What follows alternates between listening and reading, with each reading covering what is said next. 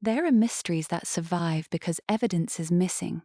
And then there are mysteries that survive because the evidence is right in front of us, but refuses to say one clear thing. This is one of those cases. We can see the marks. We can map the stones. We can scan the fragments. We can compare dates, materials, tool traces, and contexts. But every answer opens a second door. The deeper you look, the more careful you have to become, because the easy version of the story is usually the least true.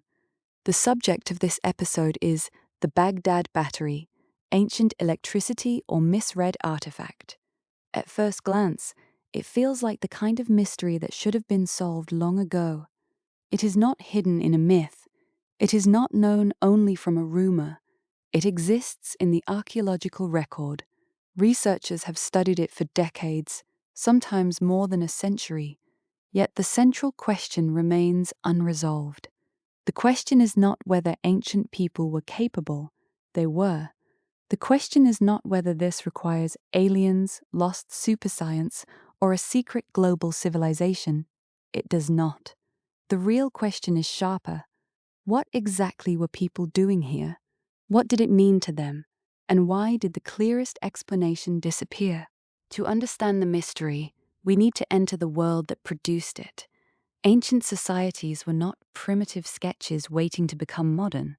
They were complete human worlds, with their own engineering, rituals, economies, rivalries, fears, and ambitions.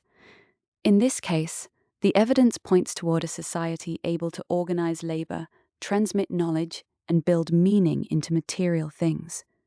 That is important.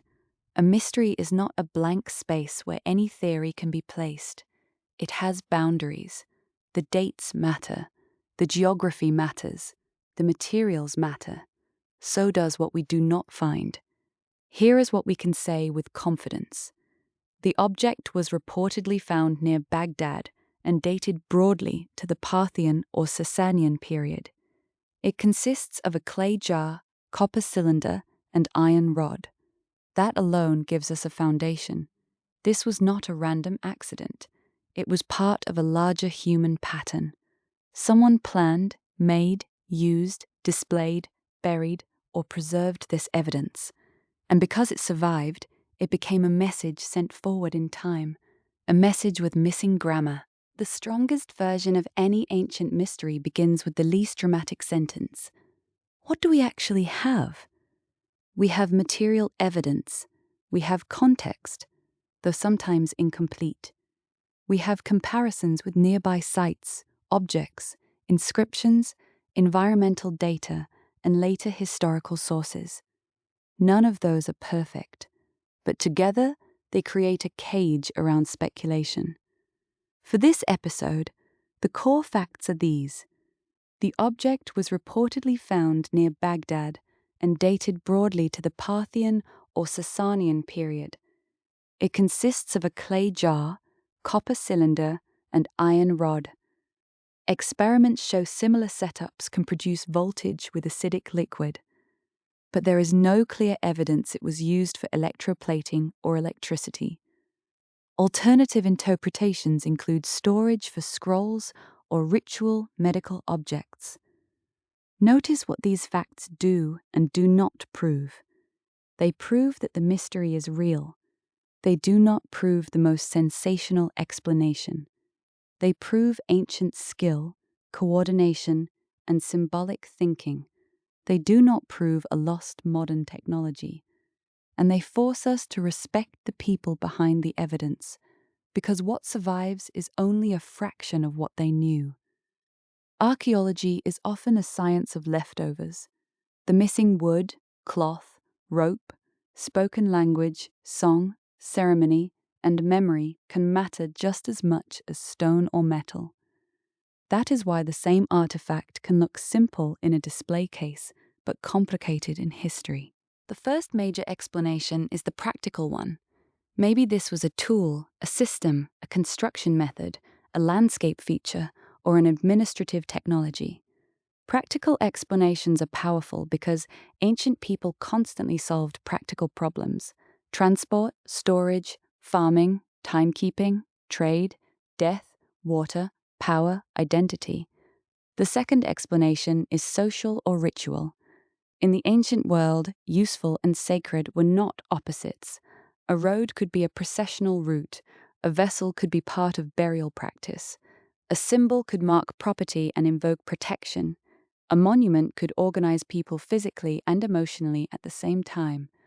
The third explanation is that we are forcing modern categories onto ancient evidence. We ask, is it art, science, religion, writing, architecture, technology? But ancient makers may not have separated those things the way we do.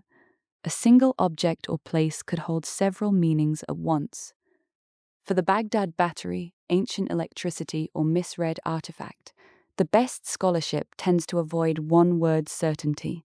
The evidence suggests a range of possibilities, and the responsible answer is a ranked one. Some theories fit the material record better than others, but the case is not closed. This is where many ancient mysteries get distorted. When the evidence is hard, the internet often reaches for the simplest, spectacular answer. Ancient aliens, lost electricity everywhere, a global vanished empire, a secret code suppressed by scholars. Those stories are dramatic, but drama is not evidence. To be clear, unsupported theories can be interesting as cultural myths, but they are not the same as archaeology. If a claim cannot explain the dates, materials, tool marks, context, and absence of expected supporting evidence, it does not solve the mystery. It just replaces a difficult question with an easier fantasy. The real story is better. Human beings, working with limited materials and deep knowledge of their world, created things that still challenge us. That is not less impressive than a fantasy. It is more impressive. So why has the mystery lasted? First, the evidence is incomplete. Time destroys. Looting removes context. Early excavations often recorded less than modern archaeology requires. Organic materials vanish. Political conditions and funding shape what can be studied. Second, the surviving evidence may be ambiguous by nature. A repeated mark, a stone chamber, a bronze object, a line across a desert, or a monumental structure can have multiple functions across its lifetime. Third, the people who made it may not have left written explanations, or if they did, we have not found them, cannot read them, or cannot connect them confidently to the object or site. Finally, new technology often sharpens the mystery before solving it. LiDAR reveals hidden landscapes. CT scans reveal internal structures. Chemical analysis reveals materials and residues. But more data can create more questions. A good mystery does not shrink immediately under a microscope. Sometimes it becomes more precise. The most cautious interpretation is this. A ceramic jar with metal components has been popularly called an ancient battery, but experts remain skeptical. The evidence points toward human organization, repeated practice, and cultural meaning. It does not support magical shortcuts. It does not need them. What remains uncertain is the exact purpose, sequence, or interpretation. That uncertainty is not failure. It is the honest edge of knowledge. If future discoveries change the picture, they will probably not come as one Hollywood revelation.